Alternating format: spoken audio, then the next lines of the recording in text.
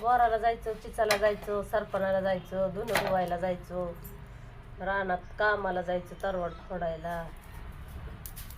आणि तरवाट फोडून तरवाड इकायचो, साल इकायचो, ज्वाऱ्या काढायला जायचो रानात, ज्वारी फोडायचो, कंच भाकरी बांधून न्यायचो, कारलं लिंबू मैत्रिणी गोळा व्हायचो, सुरपट्या लंगडी खो खो खेळायचो.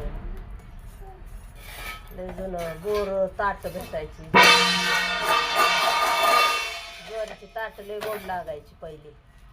बोर गावरा, ज्वारीची ताट, हुरड्याची कंच. हुरडा 5-5 किलोचा बापा आमचा करायचा. आपटी पेटवायची, गावऱ्या खटा करायच्या, गावऱ्या जाळायच्या, त्यात आपटी करायची. आणि हुरडा हिरवा गार आणायचा काढून, त्याची ताट लय गोड उसावून गोड लागायची. शेंदाड भेटायची पहिली. शेंदाड रानात कुठल्या डामक्या ज्वारीच्या वास सुटला की जायचं वळकायचं की आता शेंदाड पिकले, जायचं आणायचं खायचं. मोठा खिळगं करायचं, तसला डोंगूर केल्यावर दगडाचं रचायचं, त्याच्यावर उभं राहायचं, पाखरं हाणायची. आणि ते मग ज्वारी पिकलंय आता शेंदाड ह्या डामक्यात लगेच खायचं आणून.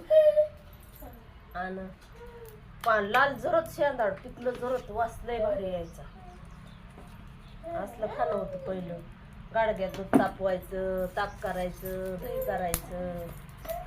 गाडग्यात सायले भाकरीला भाकरी, ज्वारीच्या भाकरी केल्या तर वास यायचा असा ज्वारीच्या भाकरीचा खमंग. लाल जर दूध तापवायचं, म्हशीचं, गायचं, गावरान, शेळ्यांचं.